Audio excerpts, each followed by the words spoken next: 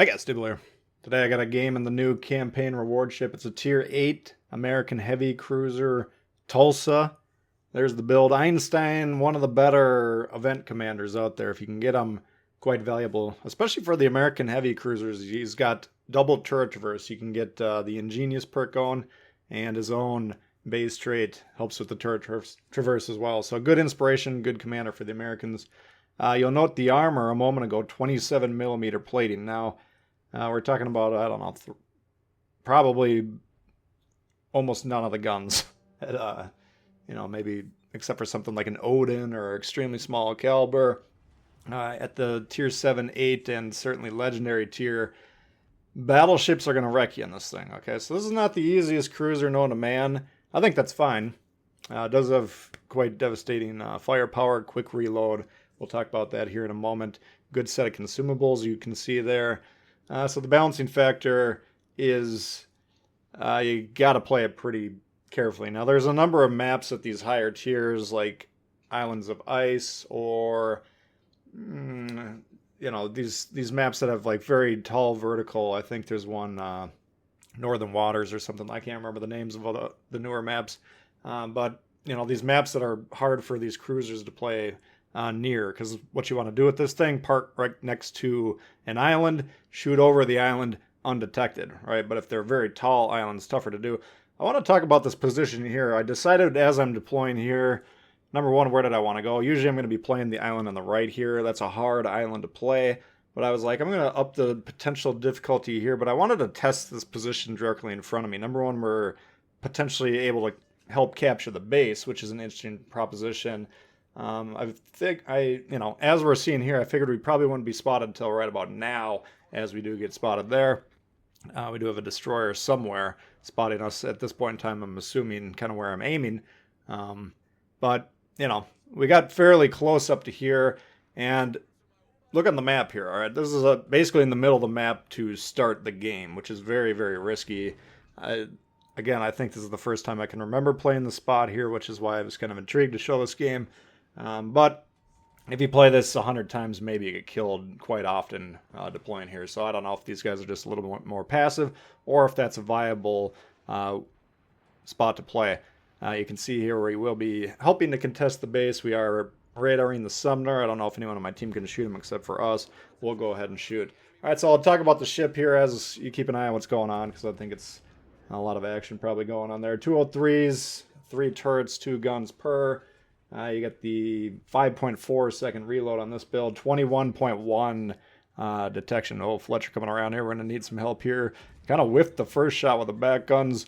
Teammate Bales is all there. Great shot. Looks like the Kansas doing good work there. So awesome job with the team shooting the destroyers. Good turret traverse, relatively, 21.1. But again, that's with this Einstein build that's really focused on turret traverse. So I think it's about 30 seconds base. The AP damage 5830. I'm assuming that's comparable to Baltimore or Buffalo, things of that nature. AA defense, it's not as impressive as the other two American cruisers we're getting this update. The San Diego tier 7, which absolutely shreds planes, and then the Salem, I believe, is the other one, and I'll be covering that ship soon. But those have better AAs, and I'll compare this to that ship a little bit more directly in that video. But decent, maneuverability, kind of 34.7 speed, but again, we're kind of starting, stopping, going back and forth with these things, as you can see throughout the game here. So concealment 10.7, pretty good. All right, so the ship's not bad. It's the difficulty lies in, if anything with big caliber guns hit you, you're screwed. It's not going to last very long, and there are games where you'll just get wrecked. And again, if the map you're on doesn't have a lot of good cruiser positions, it might be a difficult match. We'll see attempting to kite here in a minute, just because we're likely going to get flushed or the situation dictates. But anyway, Tulsa, I think it kind of continues the trend of the recent premium ships, the campaign reward ships, which are usually pretty good ships, but not like, they haven't been mind-blowingly this is changing the meta, or this thing's seriously overpowered. We used to see that fairly often, and I think they've kind of laid up on that It seems like for at least probably the calendar year 2020, which I think is probably good for the balance of the game. Sure, it allows players that are newer to the game access to these high tier ships. They get to enjoy the higher tiers then and unlock the premium supplies and whatever else, which is good. You know, by and large, I think it's a good thing for the game if people can play most of it. I don't necessarily think new players should spend a lot of time in the higher tiers. My own recommendation, keep learning in the lower tiers, but indulge once in a while, fair enough. But we haven't seen a super high-powered one here, and I don't think this one necessarily is. We're not going to see a punishing replay with the guns here in this one. I think we get decent, maybe 90,000 damage if I remember. So, but you'll see a decent performance. Like we did get that San Diego with a couple Citadels there a moment ago. If you can get this thing close range, especially to like broadside cruisers or something, the high rate of fire, the nasty AP shells can shred, certainly. So offensively, it's quite there. Like most of the Americans, it doesn't have torpedoes, so battleships pushing into you is an existential threat. Kind of like this Iowa here. He's moving into the middle of the board here. We're up 4 ships. We're up 3 caps right now. So this is nearly unlosable for blue, which is an indictment on the strategy of one team or the other, or maybe we just executed really well on our team. I don't know.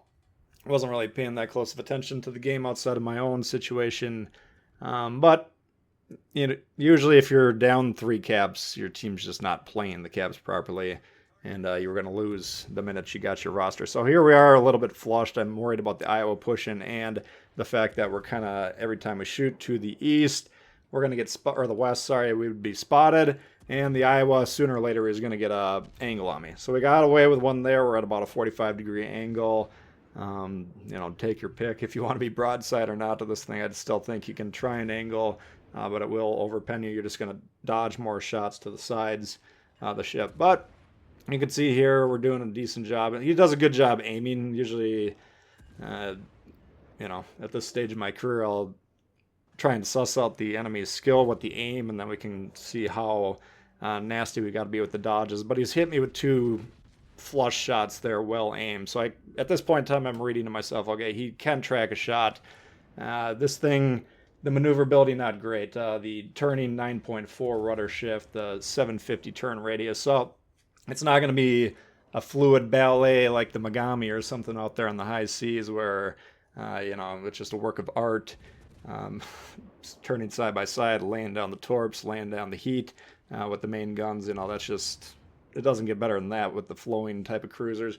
This one's a little bit more punchy, a little bit more Joe Frazier-esque in its approach, at least in terms of movement, as opposed to the Muhammad Ali style of the other cruisers. But despite the, you know, less artistically pleasing style here, it's still working relatively well. But keep in mind, I mean, we could certainly get caught in this thing at any moment and blown up by that Iowa in one shot. So just because we got away with it there, I don't know if that's results typical. You know, the little disclaimer on the bottom of the screen there is saying, if you're probably going to die if you play this thing, but you might see what we're seeing on the screen here occasionally. So I don't know. I think it's a fine ship. I will play it in the future. Unlike some campaign reward ships that I don't like as much, I think this one's fine. But I just think it's a little... It's always been like my complaint about something like the Indianapolis. Yes, another effective ship, another ship with great guns, but no room for error. Same thing with this one. So that's a look at that Tulsa for you guys. Hopefully you did enjoy it. If you did, please hit the thumbs up. New to the channel, consider subscribing. Lots of World of Warships coming all the time. Questions, comments, leave below. Love to hear from you, and we'll see y'all later. All right, peace.